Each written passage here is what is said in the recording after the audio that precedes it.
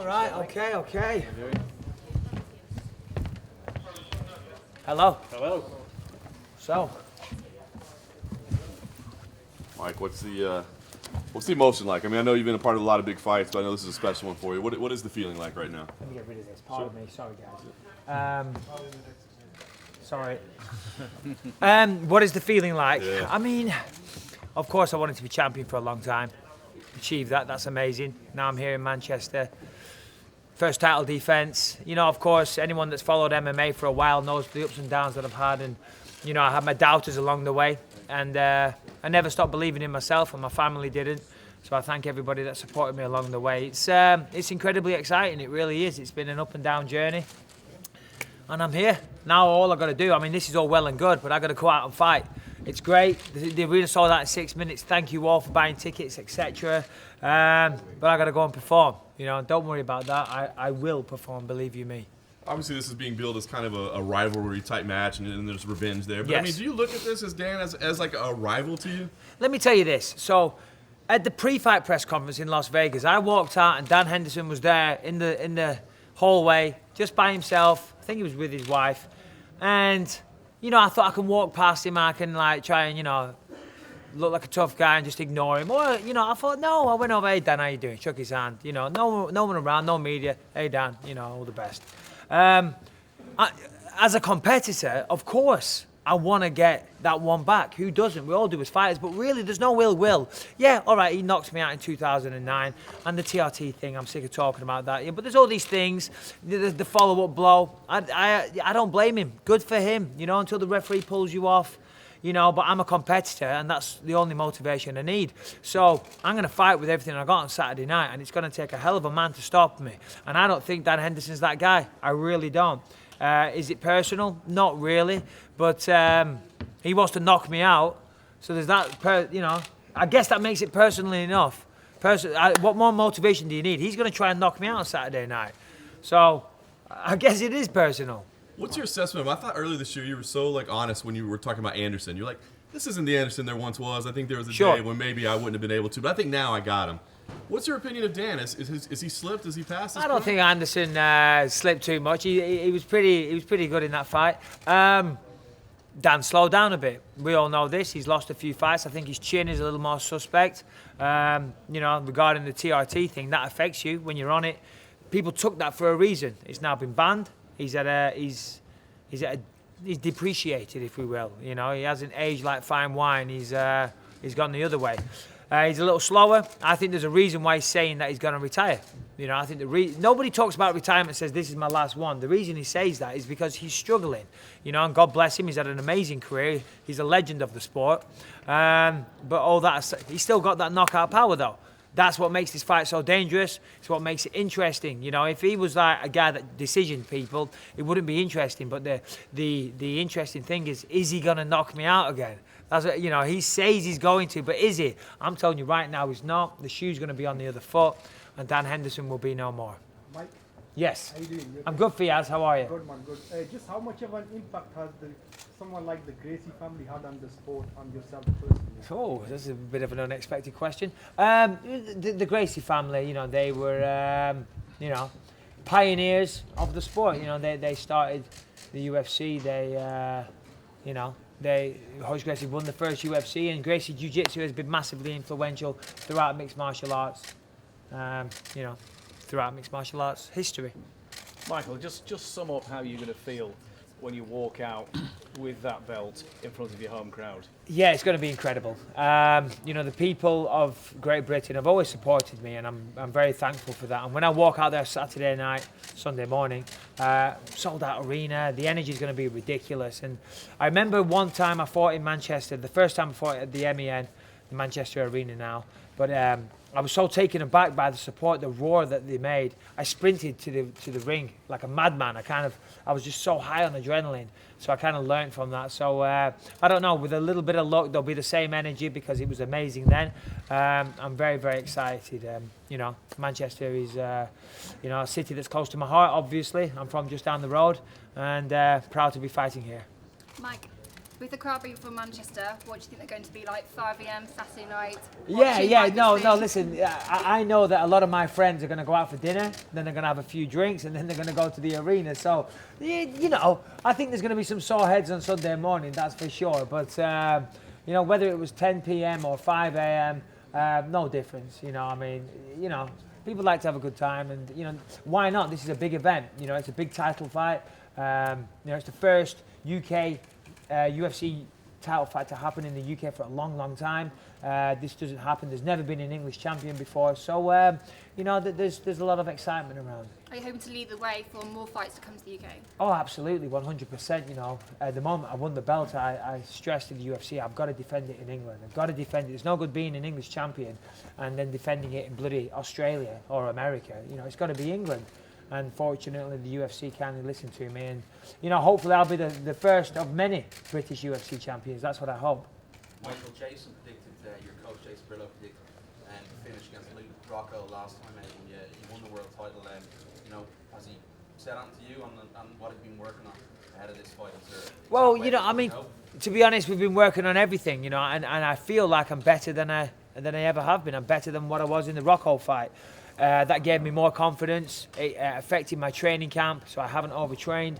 I feel great. I honestly feel, you know, I feel like lightning. Honestly, I'm reading everyone's movements. My striking's very, very fast. My footwork's on point. My cardio's good. My strength is good.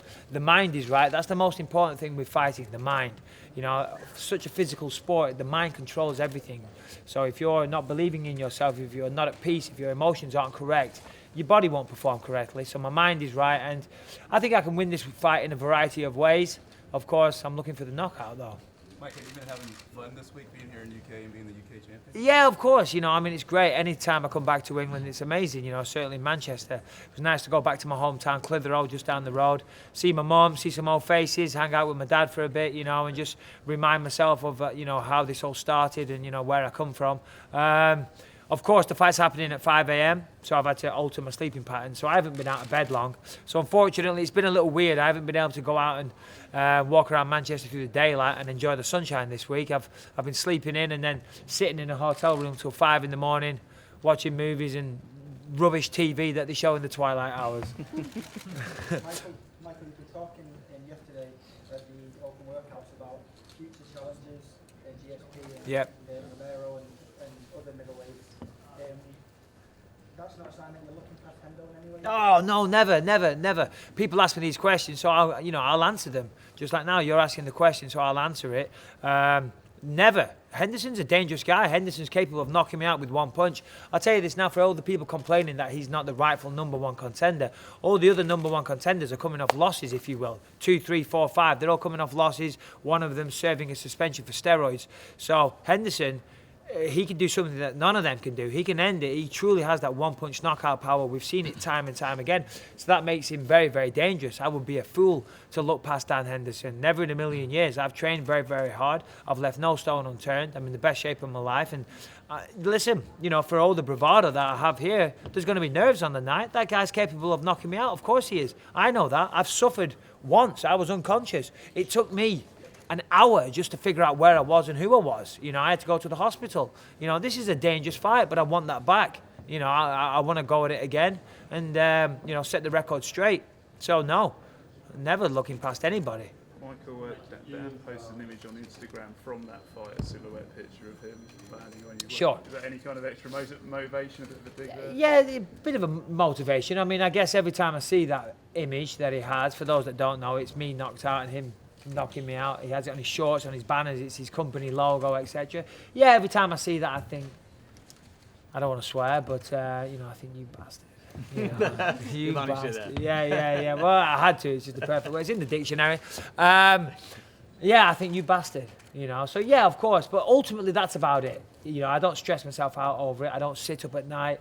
I don't, you know, wake up in the middle of the night thinking about Dan Henderson and thinking about revenge and all these types of things. I just think about being a successful fighter and looking after my family. You know, all you guys here, you're all doing a job, and I'm trying to do a job, trying to take care of myself and trying to take care of my family, as I say. And Saturday against Dan Henderson, that's what this is all about.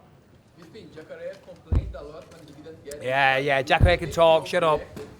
Pardon me? Do you think Yeah, he overreacted. You know, I mean, how many fights has he won in a row right now? 1. Before that, he just got beat, and he beat Vitor, which is he'll be in here soon. We all know Vitor's washed up. He's almost as washed up as Dan Henderson. So, you know, tell Jacare to go win a fight. He's fighting Luke Rockhold, so why is he complaining about the fight? He's got an opponent. So go back to this guy's question. Don't look past Luke Rockhold. He's a tough guy. So, yeah. Michael, put your analyst hat on for a second. Yes. You've got a lot of great UK talent here over the weekend.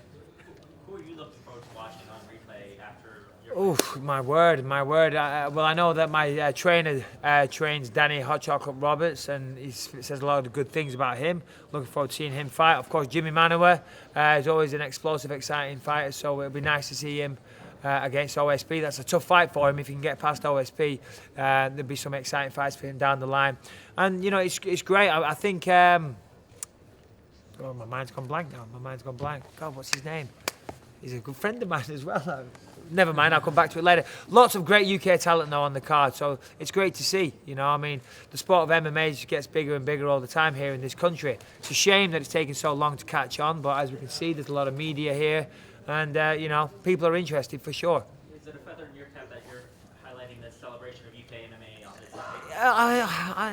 I don't know. I mean, I don't think about those things. I honestly don't. I mean, for years, people always refer to me as the poster boy of MMA for England and this and that. You never hear me say that. And if people say that, that's very, very gracious and very kind of them. But I don't look at myself like that. I'm just an individual, you know, just trying to go as far as I can in my chosen sport, and I'm very proud to represent Great Britain, but I don't get carried away with myself. You know, I don't say that, you know, it's not a feather in my cap, no.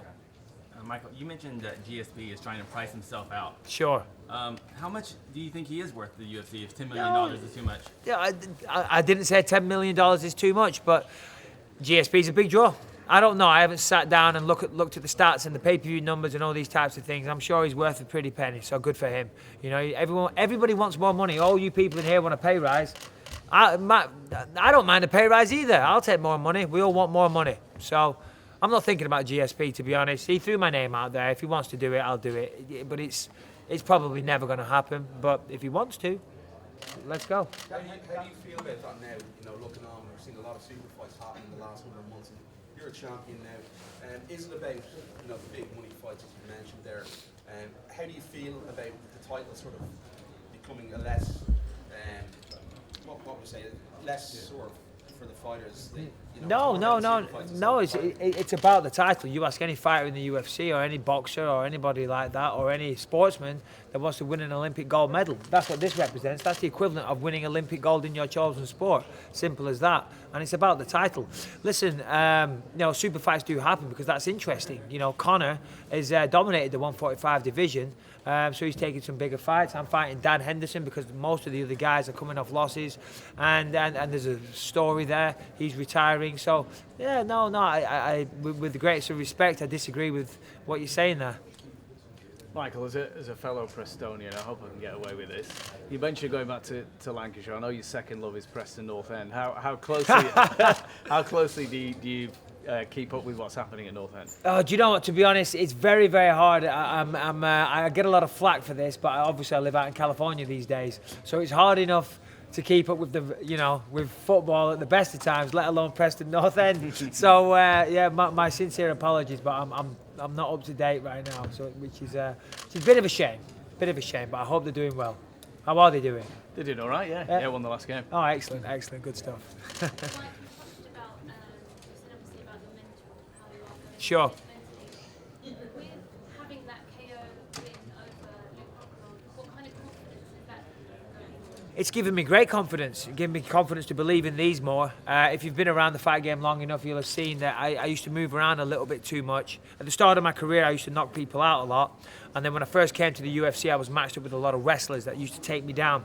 So that would get me moving around on my feet too much. And if you don't plant your feet, you can't really get that knockout power. You know, dropping Anderson a few times, knocking out Luke Rockhold, working with my boxing coach Jason Perillo. The power's always been there, but you know, because of getting taken down from the wrestlers, I lost a bit of the power, a bit of the anchoring that you need for the punches. So I've gone back to that. I'm capable. I can knock out Dan Henderson. Of course, he's capable of knocking me out as well. But yeah, confidence is there. Make no mistake. Henderson said that the stars had to align Yeah, I guess so. If he hadn't if we didn't fight on the same card, and we didn't both win by knockout, then maybe it wouldn't have happened. And also the stars are, I beat Rockhold. Weidman's been out for a while. Yoel suspended. So there's many different ingredients. So he's right. The stars did align. There's many reasons why this fight happened. Yeah, Machida's tested positive. Another scumbag that should be ashamed of himself.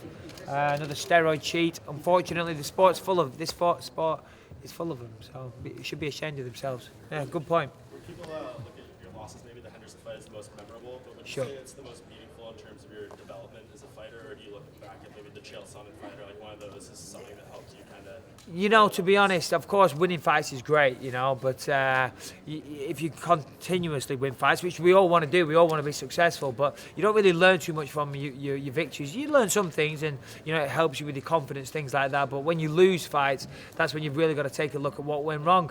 And in the Dan Henderson fight, I used to say it a lot. I don't say it anymore, but I used to say that was probably one of the best things that ever happened to me in my career.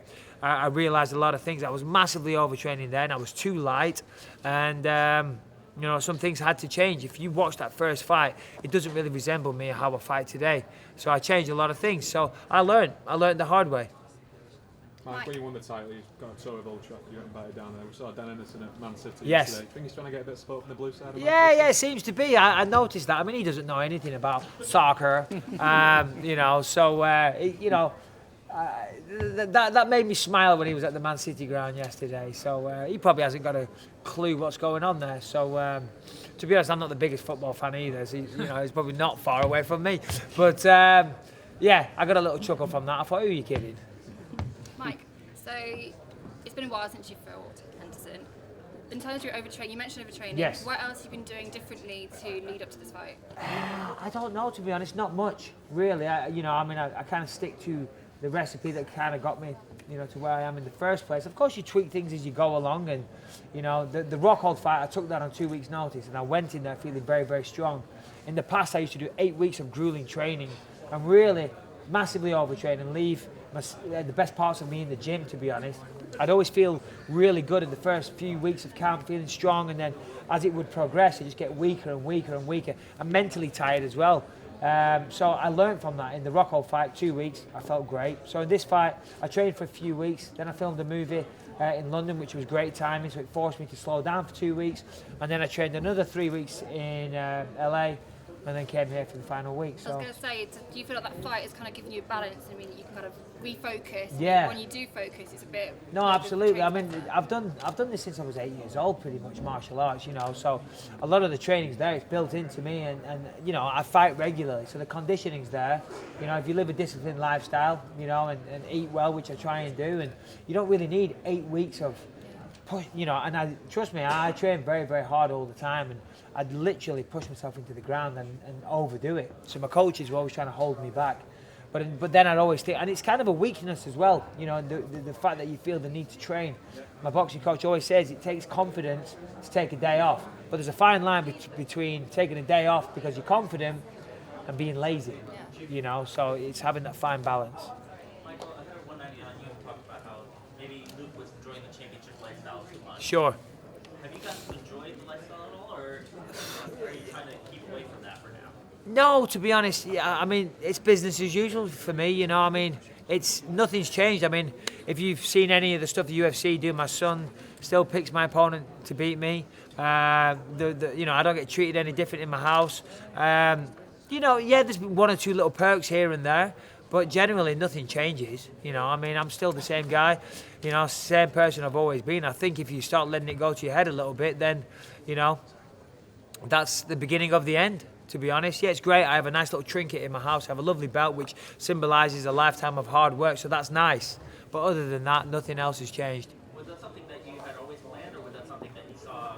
We've seen a lot of championships. Sure.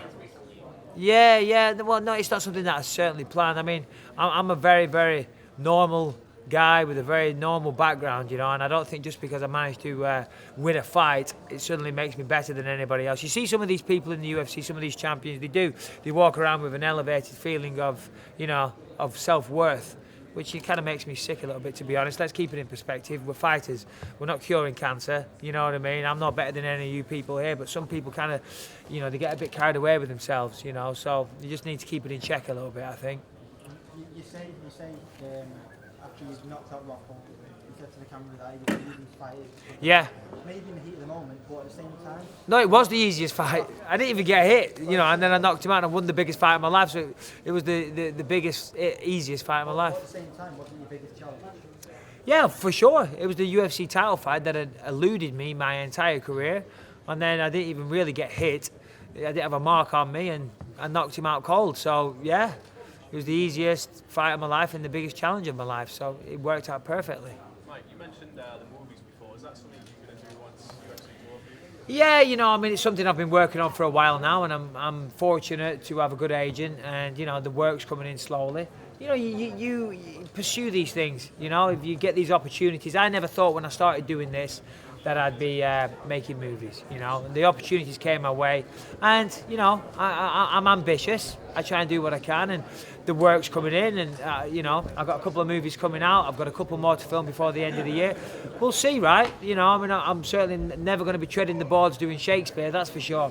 But you know, action movies, bit of a tough guy role, all that stuff. You know, come on, I can do that standing on my head. Some would say that you can make a movie about your success in the UFC. Would you put yourself in that? Oh, you know, well, that's very complimentary of you to say. Yeah, I mean, yeah, I don't know. We'd have to get someone very, very good looking if it wasn't me. Mike, you said you've sort of been forcing yourself to stay awake for Yep. 5 p.m. Has it been a bit of a struggle these last couple of It days? hasn't been a struggle, but it's been a chore. It's been a chore, you know what I mean? Sitting there, because you start getting tired, even though I'm on California time still. You know, when the lights, it goes dark, and you know, your brain starts telling you it's bedtime. You know, so at 1 o'clock in the morning, I'm starting yawning, but I'm nowhere near time for going to bed. So I went to bed at 5:15 last night, and as I say, not a struggle, just a chore, but it's necessary. We've got to do it. I'm going to be stepping in to fight around 5:15, something like that. So could I have done it a little bit better? I think so. I could have stayed up even longer, you know, but I think that's okay. I've got the weight cut to do later tonight. I'm going to weigh in tomorrow at 185 pounds. I'm currently 198 pounds. So I'm going to cut a little weight, then I'm going to go to sleep, then I'm going to get up, I'm going to weigh in, then I'm going to nap again. So I'll be okay. You worked out how you can have an after party yet? I have no idea. You know, yeah, an after party at 6 a.m. I think that's going to be a tricky one. So I'll be having a nice breakfast somewhere, hopefully. Mike, I'm assuming Saturday will be your biggest payday of your career. Yes. How does that change your mentality? Is there any different type of pressure knowing that? Yeah, I mean, of course, I mean, you know, being the champion, it's great. You know, it does bring some things with it, like, of course, you know, a bigger monetary gain, which is what everybody wants. You know, you want to earn as much money as you can. Certainly when you have a small window, you know, which professional athletes do across the board. So, I mean, this is great. It's good. Doesn't bring any extra pressure. I don't think about these things. I mean, of course, when I heard the arena sold out in 6 minutes, I was like, oof. There was a realization of pressure then. Money and things like that, that's great. But the biggest pressure is I've got a guy, a world-class guy, that's had, you know, God knows how many titles in different organizations, that's got God knows how many fights, that's a specialist at knocking out people. He's going to try and knock me out Saturday night. That brings the motivation, that brings the pressure. Because you don't want to lose, but this ain't a football match, you know. If I lose, it's gonna hurt, you know. Let's keep it real. It's gonna hurt if I lose. So that's the real motivation. And outside of that, yeah, the cash is nice. There's a few rumours that Vitor's struggling with his weight, but he's not currently here at the moment. Oh, really? Do you think that could be something to read into? Well, I mean, you can. So I feel a lot of these people, if you don't know much about him. So yeah, I don't know. Hello, mate. How are you? Yeah, good. Thanks. I don't know. I'm trying to not go there. You know what I mean? Vitor's a very peculiar individual. We'll just say that. So I don't know. I mean, he's not on the. With USADA, I'm assuming he's not taking every steroid known to man like he used to do. You know, so maybe that's got something to do with it. I don't know. I don't want to answer on behalf of Vitor because I don't know anything about it. All I know is what you just told me. All I know is that I'm not keen on that guy, and you know, I hope Mousasi beats the crap out of him Saturday night because he deserves it. Popular fights on both sides of the Atlantic. People have got that respect for you now. Sure. How much does that mean? And talk to me about the advice that the Michael Bisping of today would have given the Michael Bisping back then. See, back then I was surrounded by a set of idiots, to be quite frank, and they would encourage me to act a certain way, and they would say, no, you got to play up to that, you've got to do that, you know, and you've got to, you know, you've got to be the bad guy. They love that, that's what's getting you all. And to a certain degree, I guess, there was something in that. So I was being encouraged, you know. As I've matured a little bit, I'm not interested in what's right and what's wrong and what's best for that. I'm just being myself now and trying to be a good example for my children. I think, to be honest, I haven't changed much at all. I haven't changed at all, to be honest. I've matured, I've grown. I certainly look back. I see some things I've said this before, and I cringe. I'm like, oh God, did I really say that? My God. You know, what advice would I give? What advice would I give? I don't know. That's a tough question, Simon. What advice would I give to myself? I mean, ultimately, it all worked out in the end, right? So I don't know if I changed much. You know, it all paid off in the end. There's a couple of instances that I regret, which I wish I didn't do, but I won't remind anyone that doesn't know. So I'm not going to say them. You probably know, but I won't say them. But yeah, never give up is what I'd say, because guess what? We got there in the end. And when you were coming up through the ranks, and particularly when the UFC were giving a real push to the UFC, and you were doing a lot of the media interviews, you were doing the lads mags and all that, it was back in the era when Ricky Hatton was on top of the boxing world. Yep. And he filled out the Manchester arena to fight Costas Yu in the middle of the night. That's right. It was an iconic moment in British boxing. Yes. What does it mean for you to basically be repeating the feat, if you like? It's going to be in the middle of the night again. The arena's sold out again. It's going to be a huge night for the sport of mixed martial arts in this country. Yeah, I'm glad you mentioned that, because when I first heard about this, it really excited me, because obviously, you know, I'm from Clitheroe, just outside of Manchester. Ricky Hatton is a national treasure, and I remember at the time when that happened with Costas Yu, I just thought that was incredible. I thought that was so cool. Wow, they're having it in the middle of the night for certain time zones. You know, I was a bit younger then and an aspiring fighter. And I remember when the UFC came to me with the idea, I was all for it, you know. I was apprehensive on how the ticket sales might go, because obviously I understand that's a big ask. But a part of me just thought it was really cool and different and exciting. And I thought back to the Ricky Hatton fight, you know, and I thought, wow, does that mean that I'm Ricky Hatton? Do you know what I mean? I was like, wow, that's really cool, and it's really, you know. And then of course the ticket sales sold out in 6 minutes, which again just blew me away and brought a lot of nerves. I was like, wow, it hit me. It was like a slap in the face. Like, whoa, it sold out in 6 minutes. That's great. Now I've got to go and perform. But yeah, no, good point. And you're not bad at predicting fights. We actually listened to an interview that you did before the CB Dollaway fight in the car coming over here. Right. You predicted you beat CB Dollaway. You predicted that Luke Rockhold would beat Chris Weidman. Yes. You then predicted that you would fight Luke Rockhold and knock him out. All these things happened. I don't know if you went down the bookies that early, but yeah, no, I didn't. I should have done, yeah. So, what's your prediction this weekend? For my fight? Yeah. Yeah, well, of course I'm predicting that I win. And the way I see this fight going, and without bravado trying to sell the fight, this is how I see it going. I'm going to be too fast. And when I say too fast, I don't mean I'm going to be moving around everywhere. I'm going to be cautiously aggressive. And I've got to be cautiously aggressive because that right hand is a real threat and it's a real weapon. You know, and it can end the night in one shot. We all know. So I'm going to be aggressive. I'm going to school this guy for 2 rounds. No doubt I'm going to have to weather a storm here and there because he believes in his knockout power and he's going to come forward and swing right from the get-go. He's got nothing to lose. He says he's retiring after this fight. He's got nothing to lose. I had nothing to lose in the Rockhold fight, you know, so it does make you dangerous. I know this only too well from my last fight. So he has the confidence. He's going to come forward and swing. So there's going to be a few ropey moments where I might have to, like, you know, whoa, that was a close one or whatever. But I see myself, you know, settling into a groove, picking him apart, bloodying him up, get him a little tired, and then in the 3rd round, when he's tired, then I'll go for the kill. Brilliant. Thanks very much. My pleasure. There we go. Look at this. It's almost like I've done this before. There we go.